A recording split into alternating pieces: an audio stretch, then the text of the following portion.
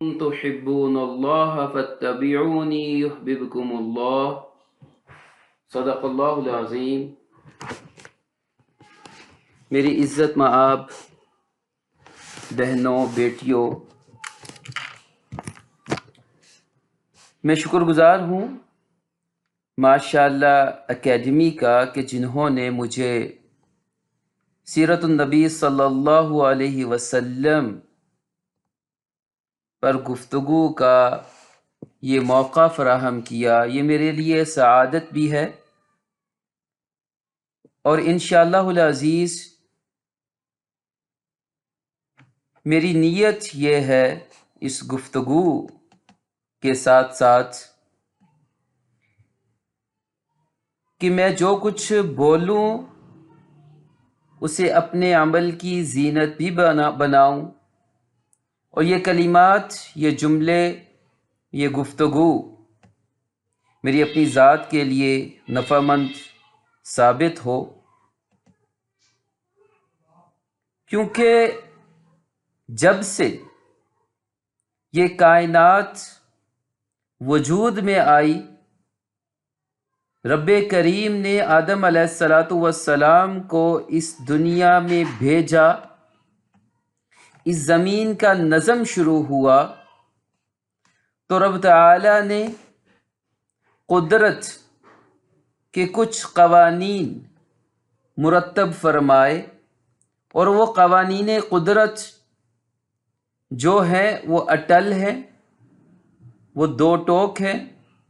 ان میں کوئی لچک نہیں، ان میں کوئی دو رائے نہیں، اور ان قوانین قدرت ہی پر یہ نظم ہستی چل رہا ہے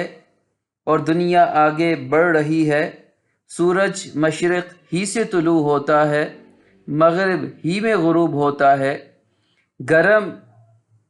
چیز کو ہاتھ لگانے سے ہاتھ جلتا ہی ہے، ٹھنڈے پانی میں ہاتھ ڈالنے سے ہاتھ کو ٹھنڈک محسوس ہوتی ہی ہے، سردی کے موسم میں ٹھنڈے پانی سے نہانے سے انسان بیمار ہو ہی جاتا ہے۔ یہ اللہ تعالی کے قوانین ہیں، انہیں قدرت کے قوانین کہا جاتا ہے۔ کسی بلندی سے اگر نیچے گریں گے تو جسم کو کوئی نہ کوئی نقصان تو ہوگا ہی، ہڈی ٹوٹ جائے گی یا کوئی اور تکلیف وہ سامنے آئے گی۔ ایسا نہیں ہوتا کہ آپ 15-20 فٹ کی بلندی سے نیچے کودیں اور آپ کو کچھ نہ ہو، ایسا نہیں ہوتا۔ گہرے پانی میں چھلانگ لگائیں گے، تیراکی نہیں آئے گی تو ڈوبنا ہی مقدر ہوگا۔ یہ قدرت کے قوانین ہیں، اصول ہیں، ضوابط ہیں، اور یہ قوانین قدرت آدم علیہ السلام کی آمد سے لے کر آج تک کار فرما ہیں، یہ کبھی بھی تبدیل نہیں ہوتے۔ ہاں، کبھی کبھی ایسا ہوتا ہے کہ ان میں کچھ تبدیلی بھی واقع ہو جاتی ہے، جس طرح حضرت صالح علیہ السلام کی جو اونٹنی تھی وہ پہاڑ سے برآمد ہوئی، اس کا جو قد کاٹ تھا وہ بہت بلند و بالا تھا، بلند و بالا قد کاٹ کی حامل۔ ویسی اونٹنی عام طور پر کہیں نہیں پائی جاتی تھی۔ یہ قدرت کے قوانین سے ہٹ کر ایک واقعہ سامنے آیا جس کو رب تعالی کی قدرت کہا جاتا ہے۔ ایک ہوتا ہے اللہ تعالی کا قانون، اور ایک ہوتا ہے رب تعالی کی قدرت۔ اللہ قادر تو ہیں کہ 30 فٹ کی بلندی سے گرنے والے کو صحیح سلامت اتار دیں زمین پر اور کچھ نہ ہو، یہ رب تعالی کی قدرت ہے، لیکن قانون ہرگز نہیں ہے۔ رب تعالی کی قدرت ہے کہ ابراہیم علیہ السلام کو برکت آلاؤ میں سلامت رکھا، یہ قدرت ہے۔ قانون نہیں ہے۔ عیسیٰ علیہ الصلاۃ والسلام کے ہاتھ سے آنکھوں کی بینائی کا درست ہو جانا، قوت گویائی کا واپس آ جانا، یہ رب تعالیٰ کی قدرت تو تھی، لیکن قانون ایسا نہیں ہے۔ تو یہ بات کرنے کا مقصد یہ ہے کہ سیرت کا مطالعہ ہو، دین اسلام کی اتباع ہو، پیروی ہو، تو اس میں اس چیز کو ملحوظ رکھنا بہت ضروری ہے کہ یہ کائنات، یہ نظم، یہ دنیا رب تعالیٰ کے قوانین پر چل رہی ہوتی ہے، اور ان قوانین کے اندر بسا اوقات رب تعالیٰ اپنی قدرت کے مظاہر دکھا دیا کرتے ہیں۔ رسول اکرم صلی اللہ علیہ وسلم نے جو زندگی بسر کی، آپ علیہ الصلاۃ والسلام کی دنیا میں آمد، اور آمد کے بعد مکہ کی زندگی، مدینہ کی زندگی، تمام معاملات، ان میں قوانین قدرت کا لحاظ رکھا گیا، انہیں ملحوظ رکھا گیا، انہی کے مطابق ساری کی ساری زندگی بسر ہوتی رہی۔ ہاں، قانون قدرت ہی کی کو پیش نظر رکھا گیا، مد نظر رکھا گیا۔ ہاں، کبھی کبھار اللہ تعالیٰ کی جو قدرت ہے، وہ قادر ہے، ہر چیز پر قادر ہے، وہ بھی کبھی کبھی سامنے آئی، بہت سارے مواقع پر سامنے آئی، لیکن رسول اللہ صلی اللہ علیہ وسلم نے اللہ تعالیٰ کی قدرت کے انتظار میں اور اللہ تعالیٰ کی قدرت پر توکل یا بھروسہ کرتے ہوئے کبھی بھی قوانین قدرت کو پس پشت نہیں ڈالا، قوانین قدرت کی روح گردانی نہیں کی، قوانین قدرت سے نظر نہیں پھیری۔ مثال کے طور پر اگر ہم دیکھیں، بہت ساری مثالیں مل جاتی ہیں، مکی دور بھی ہمارے سامنے ہے کہ رسول اکرم صلی اللہ علیہ وسلم صحابہ اکرام رضوان اللہ اجمعین کو جس قدر تکلیف، مشقت کا سامنا کرنا پڑا، 13 سال تک شاب ابی طالب بھی ہوا، طائف کا سفر بھی ہمارے سامنے ہے، اور بھی تکالیف ہیں۔ وہ تکالیف ہوئیں کہ اگر عام کوئی انسان ہوتا تو شاید بس ہو جاتی، اس کی بس ہو جاتی، لیکن اللہ کے نبی نے کبھی بھی جو ایک دنیا گزارنے کا ایک فطری طریقہ ہے، اس سے ہٹ کر فقط اتنا ہی کہہ دیا ہو کہ بس اللہ پر بھروسہ ہے، اللہ پر توکل ہے، بس نکل چلو، بس کر گزرو، ہو جائے گا، سب کچھ ہو جائے گا، اللہ پر بھروسہ کر لیا ہے، ایسا نہیں ہوا۔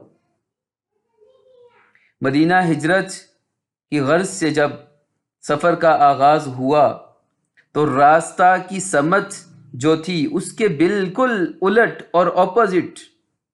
آپ نے سفر کا آغاز کیا۔ غار ثور اگر کسی نے دیکھا ہو تو ثور کی جو بلندی ہے، تو اس بلندی تک جانا بڑے دل گردے کا کام ہے، عام آدمی کی بس کی بات نہیں کہ وہ اتنی بلندی کا سفر کرے۔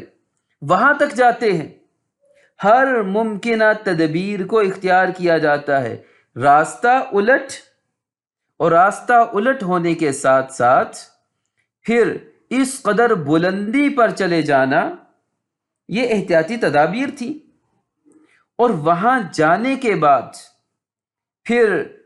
جو حضرت اسما رضی اللہ تعالی عنہا کھانا لے کر آیا کرتی تھی،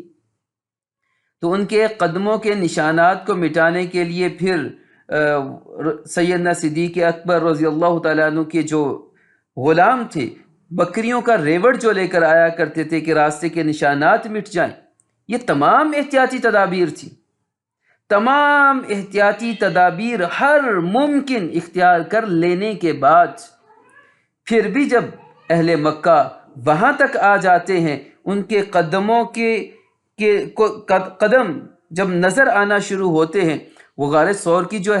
حیت اور کیفیت ہے وہ اس میں عام انسان کا چلے جانا، آسانی کے ساتھ جانا، یہ بھی اتنا آسان نہیں تھا، پھر بھی وہاں پر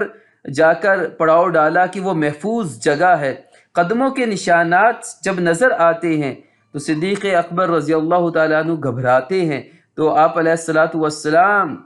تمام احتیاطی تدابیر اختیار کرنے کے بعد پھر رب تعالیٰ پر بھروسہ اور توکل دکھاتے ہوئے فرماتے ہیں لا تحزن ان اللہ معنا،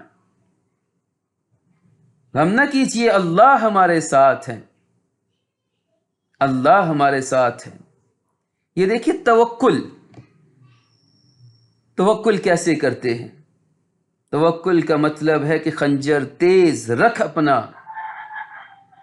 پھر انجام اس کی تیزی کا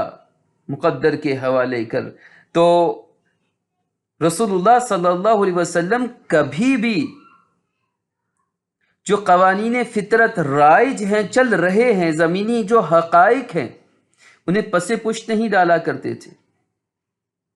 انہیں ملحوظ رکھتے، تمام منصوبہ بندی کرتے،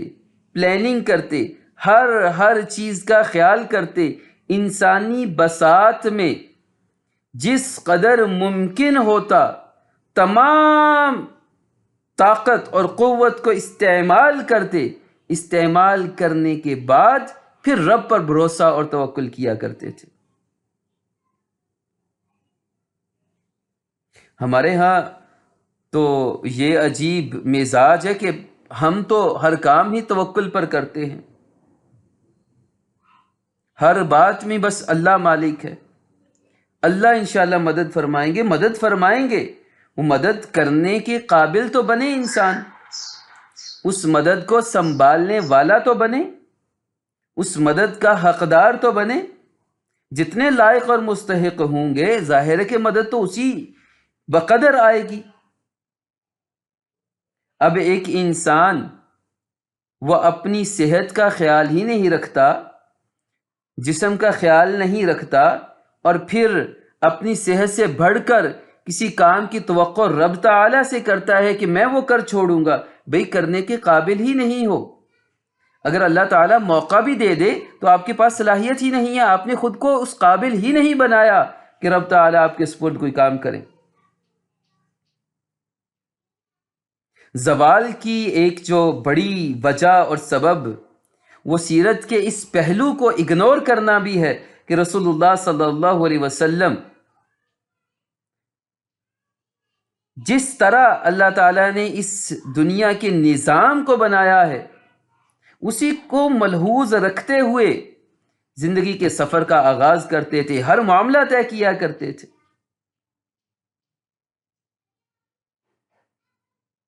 تو ہم اپنے آپ کو کسی قابل بنا کر پھر رب تعالیٰ سے دعا کریں، شروع میں بھی دعا کریں کہ اللہ تعالیٰ ہمیں توفیق عطا فرمائے کہ ہم اس قابل بن جائیں، پھر قابل بننے کے لیے تگ و دو، کوشش، ہمت انسان کو کرنا پڑتی ہے، جستجو کرنا پڑتی ہے، اپنے آپ کو کھپانا پڑتا ہے، اور پھر تمام کچھ جستجو کوشش کے بعد پھر رب تعالیٰ سے دعا مانگتے ہیں، درمیان میں بھی رب تعالیٰ کو یاد رکھتے ہیں۔ رب کو بھولے گا ایک مومن کیسے توقع کی جا سکتی ہے؟ اس کی زندگی کا تو ہر پہلو رب تعالیٰ کی یاد سے جڑا ہوا ہے۔ صبح اٹھتا ہے تو ہمیں دین سکھاتا ہے کہ اٹھنے کی دعا پڑھے، اسی کے نام سے آنکھ کھولیں، بیدار ہوں، بیت الخلاء میں جانا ہے تو رب کو یاد کرتے ہوئے واپس آنا ہے، تو اللہ کی جانب لو لگانے، کھانا کھانا ہے، گھر سے باہر جانا ہے، کسی کام کا آغاز کرنا ہے، رب کو نہیں بھولنا۔ یہی تو عبداللہ کی بڑی صفت ہے کہ وہ ہر وقت رب تعالیٰ کی بندگی میں رہتا ہے،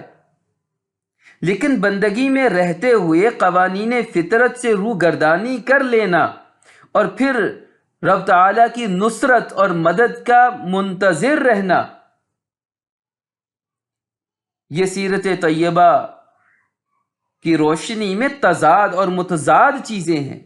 ان دونوں میں آپس میں کہیں پر بھی کوئی جوڑ نظر نہیں آتا، کہیں پر بھی جوڑ نہیں نظر آتا۔ بلال حبشی تکلیف میں مبتلا ہوتے ہیں، سمیہ رضی اللہ تعالی عنہا ظلم و ستم کا شکار ہوتی ہیں، شاب ابی طالب میں 3 سال تک قسم پرسی میں وقت گزارنا یہ بھی ہم سے پوشیدہ نہیں، اور ہجرت کے موقع پر احتیاطی تدابیر اختیار کرنا، مکمل طور پر ہر ممکنہ تدبیر کو اختیار کرنے کی کوشش کرنا، یہ بھی ہماری نظروں سے اوجھل نہیں ہے۔ اور پھر 13 سال کی مکی زندگی مشقت تکلیف میں، وہ بھی ہماری نظر سے اوجھل نہیں ہے۔ اور جب دل حلق تک پہنچ گئے خندق کے موقع پر اور خندق کھودنا پڑی، بھوک کی عالم میں پیٹ پر پتھر باندھ رکھے تھے، اس عالم میں خندق کھودی، ڈر کا عالم تھا، خوف کا عالم تھا، وہ بھی ہم سے پوشیدہ نہیں ہے۔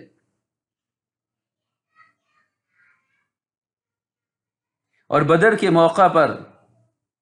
اللہ کی جانب سے تنبیہ آ جانا، رسول اللہ صلی اللہ علیہ وسلم کا قیدیوں کے حوالے سے رونا، صدیق اکبر رضی اللہ تعالی عنہ کا بھی رونا،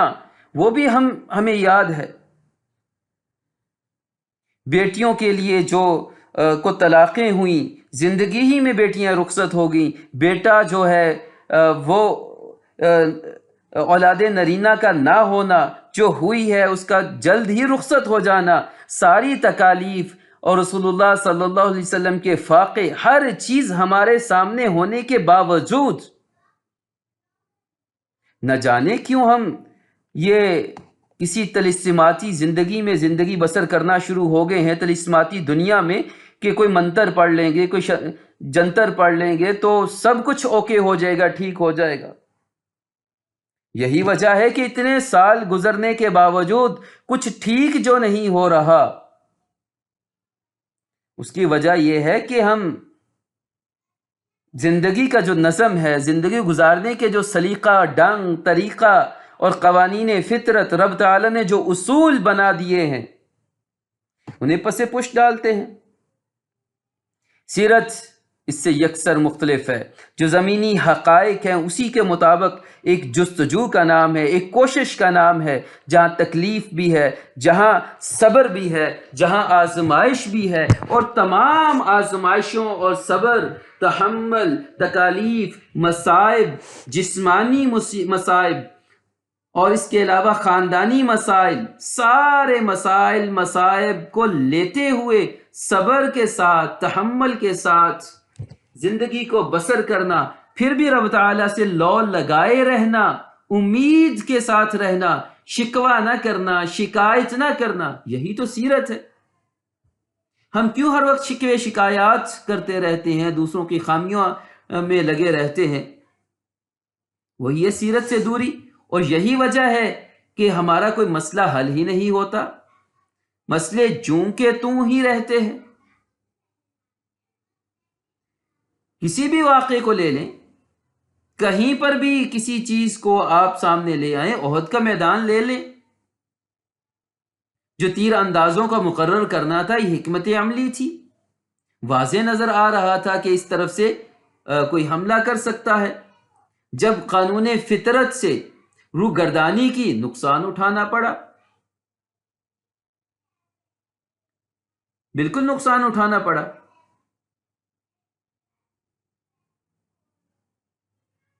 ہمارا تو توکل کا انداز اور طریقہ کار نہ جانے کیسا بنا ہوا ہے۔ کوئی بھی کام کرتے ہیں، کرنے کے بعد ہماری زبان پر تو یہی آتا ہے، بس اللہ تعالیٰ قبول فرما لے۔ قبولیت کا جو پروسیجر ہے، جو طریقہ کار ہے کسی بھی عبادت کے کرنے کا، وہ ضمانت ہوا کرتا ہے کہ آپ کی جو عبادت ہے وہ قبولیت کے معیار پر پوری اتر رہی ہے یا نہیں اتر رہی۔ دعا تو اس کے بعد کی بات آتی ہے.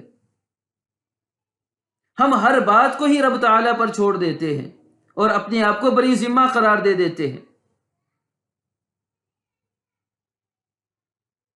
ترتیب کو ملحوظ رکھنا ضروری ہوتا ہے کہ بندہ مومن اپنی پوری توانائی صرف کرنے کے بعد پھر رب تعالیٰ پر بھروسہ کرتا ہے،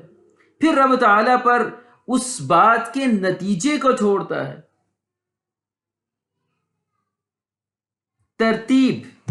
ترتیب بہت ضروری ہے. تو بہرحال رسول اللہ صلی اللہ علیہ وسلم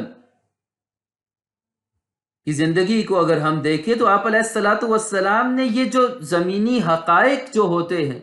لوگ جس طرح زندگی بسر کر رہے ہوتے ہیں، جو حالات احوال ماحول کے ہوتے ہیں اور جس سطح پر ماحول چل رہا ہوتا ہے، اسی کے مطابق حکمت عملی بھی اختیار کی اور اسی کے مطابق نتیجہ بھی ملحوظ رکھا کہ اس بات پر اتنا ہی نتیجہ ملے گا، اور اتنے ہی عرصے بعد نتیجہ ملا. رسول اللہ صلی اللہ علیہ وسلم کی ذات اقدس، آپ علیہ الصلاۃ والسلام تو اللہ تعالیٰ کے نبی بھی تھے، اور آپ علیہ الصلاۃ والسلام سے بڑھ کر تو کوئی ہستی آ ہی نہیں سکتی. آپ کی محنت، آپ کی کاوش اور آپ کی کوشش، آپ کی منصوبہ بندی کا جو رزلٹ اور نتیجہ سامنے آیا اور آنا بھی چاہیے تھا، ویسا ظاہر ہے کہ ہم میں سے اگر کوئی کہے تو اس کا تو عشر عشیر بھی نہیں آ سکتا. جب نہیں آ سکتا، بہت معمولی مقدار میں ہم اس نتیجے کو حاصل کر پائیں گے جو رسول اللہ صلی اللہ علیہ وسلم کی بہترین حکمت عملی، کیونکہ اللہ تعالیٰ نے آپ کو اعلیٰ اوصاف کا حامل بنایا ہوا تھا. بعثت لأتمم مکارم الاخلاق، اخلاق اوصاف کو کہا جاتا ہے. آپ اختلافات کو کیسے ڈیل کرتے ہیں یہ بھی خلق ہے، اخلاق کا حصہ ہے. آپ اپنے گھریلو معاملات کو کیسے بہتر کرتے ہیں یہ بھی اخلاق کا حصہ ہے. آپ سیاسی جو آپ کے جو حکومتی معاملات ہیں، ریاستی معاملات ہیں، ان معاملات کو کیسے لے کر چلتے ہیں، رعایا کا کیسے خیال کرتے ہیں، دشمنوں کے ساتھ کیسے برتاؤ کرتے ہیں، یہ بھی اخلاق کا حصہ ہے. اپنوں کے ساتھ کیسے رویہ برتتے ہیں. آپ کی معاشرتی زندگی، آپ کی معاشی زندگی، آپ کی گھریلو زندگی، ساری کا سارا اخلاق ہے. اور آپ تو ہر معاملے میں پوری انسانیت کے لیے رول ماڈل ہیں. بعثت لأتمم مکارم الاخلاق، ہر معاملے میں اکمل مکمل معیار زندگی وہ رسول اللہ صلی اللہ علیہ وسلم کی ذات اقدس ہے. آپ علیہ الصلاۃ والسلام کا رویہ، طریقہ کار کسی بھی معاملے سے متعلق اور ہمارا، دونوں کا جب کمپیریزن کریں، تقابل کریں، موازنہ کریں، جائزہ لیں، تو عمومی ایک رجحان جو دیکھنے کو ملتا ہے وہ یہ ہے کہ اللہ کے نبی کام کے طریقہ کار پر مکمل توجہ دیا کرتے تھے، اور ہم یکسر بس ٹال مٹول اور جگاڑ سسٹم پر کے قائل ہیں اور اسی پر سے ہم بہت اعلیٰ نتیجہ حاصل کرنا چاہتے ہیں، تو یقیناً وہ نہیں مل سکتا. اللہ کے نبی اسلام کی دعوت کا آغاز کرتے ہیں، کیا ہی خوبصورت آغاز ہوتا ہے، اور آغاز سے پہلے اپنی شخصیت کو سامنے رکھتے ہیں. یہ ہے محمد سچا، کھرا، صاف ستھرا، کوئی اس میں کھوٹ نہیں ہے، اس شخصیت میں سچا ہے، ستھرا ہے. کوئی کمی دیکھی آپ نے کسی بھی معاملے میں؟ جب 40 سال تک کچھ نہیں دیکھا تو ابھی بھی جو بولے گا وہ سچ ہی بولے گا. میں سچ ہی بول رہا ہوں. اپنے کردار کو سامنے رکھا، اپنے آپ کو پیش کیا، اور اللہ تعالی نے جو بات بھی مومنوں کے لیے اتاری، اللہ کے نبی نے سب سے پہلے خود عمل کر کے دکھایا. تبھی تو اسوہ حسنہ بنے، تبھی تو اسوہ حسنہ بنے۔ تو ہم میں سے کون اس بات کا متمنی ہے، خواہش مند ہے کہ جو بھی خیر کی بات، بھلے کی بات، اچھائی کی بات مجھے سننے کو ملے گی، اس کا اولین مستحق میں ہوں، اور کسی پر نقد کرنے سے پہلے، انگلی اٹھانے سے پہلے یا کسی کو بلانے سے پہلے میں خود کو ایک نمونہ اور ماڈل کے طور پر پیش کروں گا۔ اللہ کے نبی نے تو خود کو پیش کیا، دیکھ لو، غیروں کے سامنے پیش کیا۔ ہم میں سے بھی کوئی ہو سکتا ہے، یہ دنیا کا قانون ہے کہ خود عمل کریں گے تو اگلے بندے سے عمل کروانا آسان ہو جائے گا، خود ان اوصاف کا پیکر ہوں گے تو اگلے بندے کے اندر وہ اوصاف جانا آسان ہو جائیں گے۔ ماں ہے اگر، تو ماں ایسی بنے جو رول ماڈل بن جائے، جو اسوہ بن جائے، اسوہ حسنہ بن جائے، خیر کا ایک نمونہ بن جائے، اپنے بچوں کے لیے بھی، دوسروں کے لیے بھی، کہ اگر کسی نے مومن ماں دیکھنی ہے تو فلاں کو دیکھیں، مومن بہن دیکھنی ہے تو فلاں کو دیکھیں، مومن بیٹی دیکھنی ہے تو فلاں کو دیکھیں۔ ہم بن جائیں تو اللہ کے نبی نے تو بن کر دکھایا، کیا کیا واقعات رسول اللہ صلی اللہ علیہ وسلم کے بیان کیے جائیں، آپ علیہ الصلاۃ والسلام کے کس کس وصف کا تذکرہ کیا جائے، کن کن اوصاف کو سامنے لایا جائے، ہر وصف میں، ہر صفت میں، ہر عمل میں آپ علیہ الصلاۃ والسلام مشعل راہ ہوا کرتے تھے، آج بھی ہے مشعل راہ۔ اور رسول اللہ صلی اللہ علیہ وسلم کے اخلاق میں جو سب سے بڑھ کر خلق ہے، وصف ہے، وہ ہے محبت کا۔ محبت ایک جذبہ ہے جو بیدار ہوتا ہے اور پھر اس کا اظہار عمل کے ذریعے نمودار ہوتا ہے، اور محبت کرنے کا نام ہے،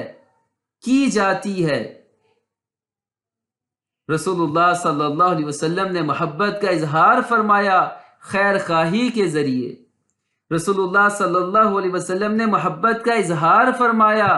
کسی کی عزت نفس کا خیال کرتے ہوئے، رسول اللہ صلی اللہ علیہ وسلم نے محبت کا اظہار فرمایا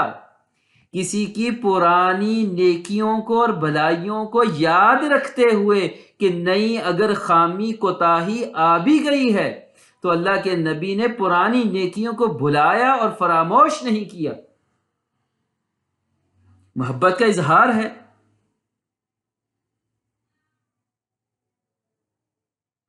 فتح مکہ کے لیے جب جانا تھا تو تمام صحابہ اکرام رضوان اللہ اجمعین سے یہ کہہ دیا گیا کہ دیکھو اہل مکہ کو خبر نہ ہونے پائے کہ ہم ان کی طرف آ رہے ہیں، لشکر لے کر آ رہے ہیں، کسی کو پتہ نہ چلے۔ ایک صحابی جن کی فیملی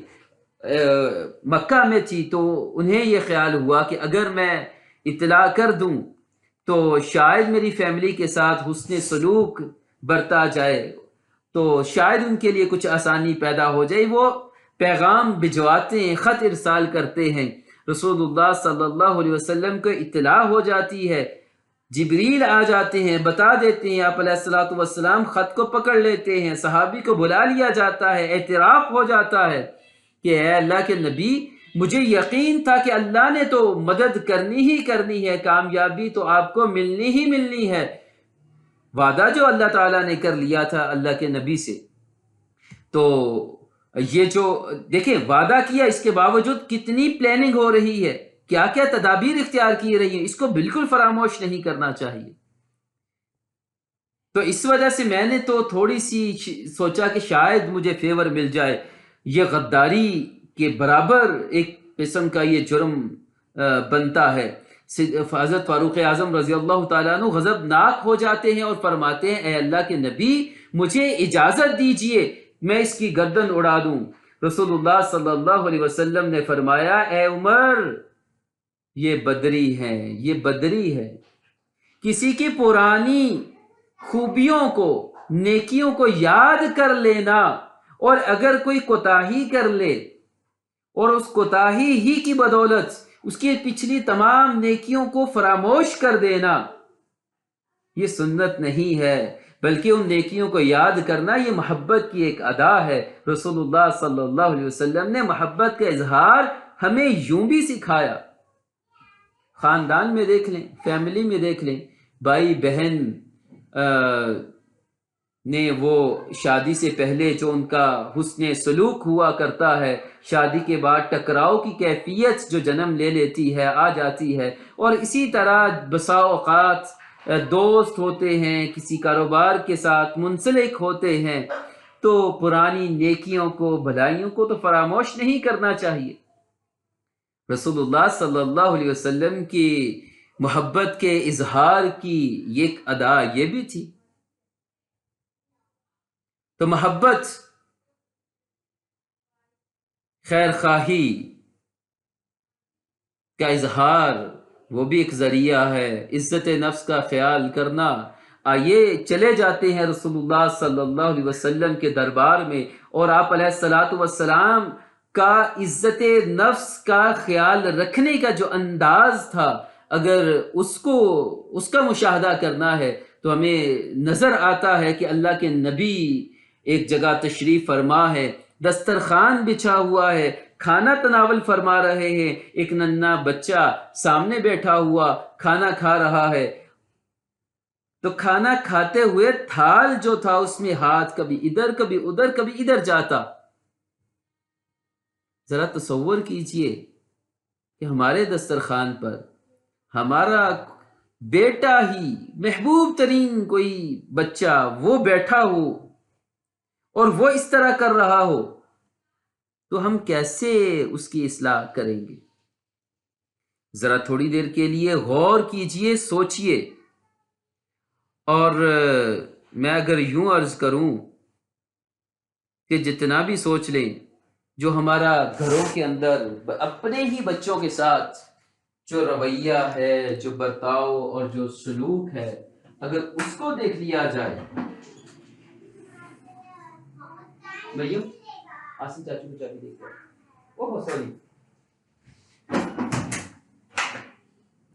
دیکھ لیا جائے تو ہمیں موازنہ کرنے میں کافی آسانی ہو جائے گی اپنے اخلاقی رویوں کے حوالے سے، جو ہم اپنوں کے ساتھ، غیروں کے ساتھ، یا کسی بھی موقع پر کہیں پر بھی برت رہے ہوتے ہیں، اپنے گھر ہی میں اپنے ہی بچوں کے ساتھ، اگر یا چھوٹا بھائی ہے، بہن ہے، یا بیٹا ہے یا بیٹی ہے، اس کا ہی جائزہ لے لیں تو یہ بات بہت حد تک واضح ہو جاتی ہے۔ جب ہم دربار نبوی میں جاتے ہیں، آپ علیہ الصلاۃ والسلام تھال میں بچے کے ہاتھ کو ادھر ادھر جاتے ہوئے دیکھتے ہیں تو فرماتے ہیں یا بنیّا، کیا ہی خوبصورت انداز تخاطب ہے، بیٹا، محبت بھرا لہجہ، بیٹا۔ رسول اللہ صلی اللہ علیہ وسلم کسی سے مخاطب ہوں، محبت کا اظہار کریں، بیٹا کہہ دیں، اگلے بندے کے لیے یہ کتنی سعادت کی بات ہوتی ہے۔ وہ تھال میں ہاتھ ادھر ادھر جا رہا تھا بچے کا، کھانے میں محو اور مگن، اچانک آواز کانوں سے ٹکراتی ہے، چہرہ متوجہ ہوتا ہے رسول اللہ صلی اللہ علیہ وسلم کی جانب، اور وہ بچہ آپ کی جانب متوجہ ہوتا ہے تو آواز رس گھولتی ہوئی کانوں میں آتی ہے کہ جب کھانے کا آغاز کرو سم اللہ، اللہ کا نام لیا کرو۔ بچہ متوجہ ہو جاتا ہے اور بچے کو محسوس ہوتا ہے کہ مجھے بتایا گیا کہ کھانے کا آغاز کیسے کرنا ہے، اور صحابہ اور اس دور کے بچے بھی رسول اللہ صلی اللہ علیہ وسلم کے سے سیکھنے کے متمنی، خواہش مند، آرزو مند ہوا کرتے تھے۔ طلب علم کا تو شوق بہت ہوا کرتا تھا، اور خاص طور پر رسول اللہ صلی اللہ علیہ وسلم سے کسی بات کا سن لینا یہ تو سعادت کی بات تھی۔ تو جیسے ہی یہ بات کان میں آتی ہے فوراً ہی اگلی آواز آتی ہے کہ کل کل بیمینک، کہ جب کھانا کھایا جائے تو دائیں ہاتھ سے کھایا جائے۔ اگر میں بچہ بن کر اس واقعے کو سمجھنے کی کوشش کروں تو مجھے یہ محسوس ہوتا ہے کہ اچانک جو آواز آئی ہے اور پہلا یہ بتایا گیا کہ بسم اللہ سے کھانے کی ابتدا کرنی ہے اور دائیں ہاتھ سے کھانا کھانا ہے، تو مجھے یہ محسوس ہوتا ہے کہ اللہ کے نبی مجھے کھانا کھانے کے آداب سکھا رہے ہیں۔ اور پھر فرمایا کل مما یلیک، اپنی طرف سے کھایا کرے۔ اور انسان کی جو عادت ہوتی ہے، جو عموماً وہ عمل کر رہا ہوتا ہے، جو اکثر اوقات یا ڈیلی روٹین کا جو حصہ ہوتا ہے، وہ اسے یاد نہیں رہتا کہ وہ کیا کر رہا ہوتا ہے۔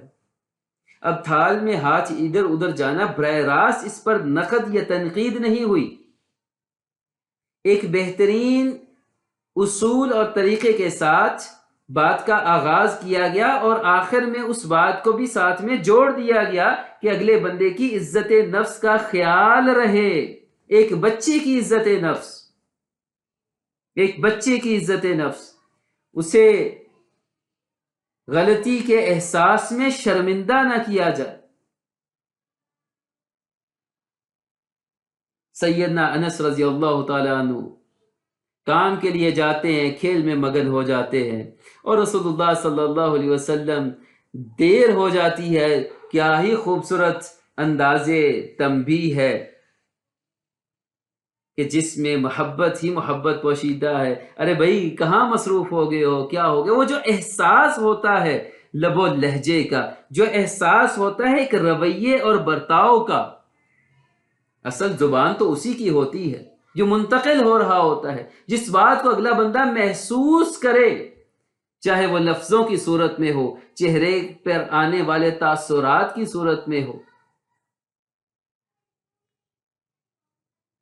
یہ محبت ہی تھی رسول اللہ صلی اللہ علیہ وسلم کی کہ مسجد میں کھڑے ہیں، آواز دی، پکار کر کہا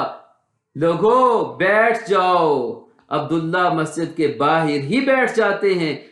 بعد میں پوچھا جاتا ہے مسجد والوں کے لیے کہا گیا، تو سیدنا عبداللہ فرماتے ہیں یا رسول اللہ اب مجھے بھی معلوم ہے مسجد کے والوں کے لیے کہا گیا، لیکن آپ کی آواز کانوں میں آئے، عبداللہ میں یہ ہمت ہی نہیں ہے کہ قدم اس کا آگے بڑھ جائے۔ یہ عقیدت، یہ محبت کا جو عالم ہے یہ یک طرفہ بالکل نہیں ہے۔ یہ رسول اللہ صلی اللہ علیہ وسلم نے جو محبت صحابہ اکرام رضوان اللہ اجمعین کو دی ہے، اس کا یہ ریسپانس ہے۔ جب محبت کا رشتہ ہو، محبت کسی کو دی جائے، کسی کا خیال رکھا جائے، اور محبت کا سمندر جب ٹھاٹھیں مارتا ہوا لوگوں کو متاثر کرتا ہوا آگے بڑھ رہا ہو، تو اس محبت کے سرکل میں جو بھی شخص آتا ہے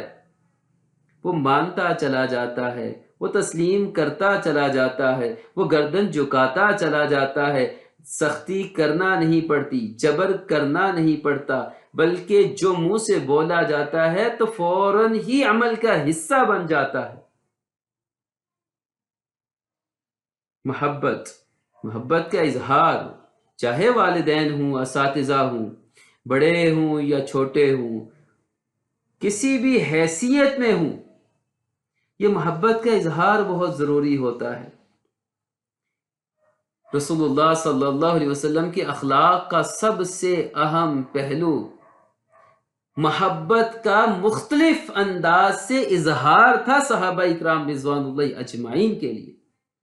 ہمارے شیخ فرمایا کرتے ہیں کہ رسول اللہ صلی اللہ علیہ وسلم سے جو صحابہ کی محبت تھی وہ صحابہ کا عمل نہیں بلکہ رسول اللہ صلی اللہ علیہ وسلم کی دی جانے والی محبت کا رد عمل تھا، رد عمل تھا۔ اور یہ جو محبت ہے اللہ کے نبی سے، تو اللہ کے نبی تو سراپا محبت تھے، تو یہ اسوہ حسنہ بھی اختیار کرنے کی ضرورت ہے۔ رسول اللہ صلی اللہ علیہ وسلم کا جو دوسروں کے ساتھ برتاؤ سلوک، گھر کے اندر گھر کے افراد ہیں، اہل خانہ ہیں، ان کے ساتھ یہ نہیں ہوتا تھا کہ آپ باہر کی آ کر شکایتیں ہی لگاتے رہتے، شکوے شکایات، اس کی بات اس کی بات۔ ازواج مطہرات ہماری ماؤں کا ایسا مزاج تھا، تو ہمیں بھی یہ چاہیے کہ گھر کے اندر شکوہ شکایت، دوسروں کی باتیں، دوسروں پر تبصرے، نیگیٹیوٹی، منفی، ان تمام چھوٹی چھوٹی باتوں سے بھالا تر ہو کر خیر خواہی کا احساس، دل جوئی کا احساس، محبت کا احساس، کسی کی عزت کا احساس اگلے بندے کو دیں، محسوس کروائیں۔ محبت تو محسوس کروانے کی چیز ہے۔ آپ علیہ الصلوۃ والسلام بچوں کے ساتھ، مساکین کے ساتھ، غلاموں کے ساتھ، ضعیفوں کے ساتھ، اپنوں کے ساتھ، پرایوں کے ساتھ، ہر شخص کے لیے سراپائے محبت تھے، پیکرے محبت تھے۔ غیر مسلموں کے ساتھ شفقت کا سلوک کرتے، غیر مسلم قیدیوں کے ساتھ حسن سلوک فرمایا کرتے تھے۔ غزوہ بدر میں قید ہونے والے جانی دشمن، جن کو اپنی فتح کا اس قدر یقین تھا کہ ڈھول باجے والے ساتھ لائے کہ مسلمانوں کا جب نعوذ باللہ قلع کما کر دیں گے تو اس کے بعد جشن منائیں گے، اتنے بڑے لاؤ لشکر کے ساتھ وہ آتے ہیں، اور جب نیست و نابود ہو جاتے ہیں تو جانی دشمن جو قتل کرنے کے لیے آئے موقع ملتا تو کبھی نہ چھوڑتے۔ جب وہ بندے ہوئے تھے تو بندے ہوئے ہونے کی وجہ سے جو ان کی آہیں تھی، غیر مسلم قیدی جو دشمن ہے، جو جانی دشمن ہے، ان کی آہوں نے رسول اللہ صلی اللہ علیہ وسلم کو چین سے سونے نہیں دیا کہ ان کی رسیوں کو ڈھیلی کر دے۔ جانوروں کے ساتھ محبت، اس محبت کا تقاضا یہ ہے رسول اللہ صلی اللہ علیہ وسلم کہ اس محبت والے رویے کو اختیار کیا جائے، اپنایا جائے، زندگی کا حصہ بنایا جائے۔ یہ بہت ضروری ہے، بہت ضروری ہے۔ سراپا محبت ہوتا ہے مومن، شفقت کا پیکر ہوتا ہے مومن، الفت، محبت، خیر خواہی اس کا مظہر ہوتا ہے مومن۔ تو رسول اللہ صلی اللہ علیہ وسلم کی سیرت، آپ علیہ الصلوۃ والسلام کے اسوہ حسنہ کا تقاضا یہ ہے کہ ہمیں اللہ کے نبی سے محبت کا اظہار کرنا چاہیے، اور اس محبت کے اظہار کا سب سے بہترین طریقہ یہ ہے کہ آپ کے اخلاق حسنہ کو زندگی میں ڈھال لیا جائے، اختیار کر لیا جائے۔ اور اخلاق میں سے سب سے بڑا خلق وہ رسول اللہ صلی اللہ علیہ وسلم کا دوسروں کے ساتھ محبت والا رویہ ہے۔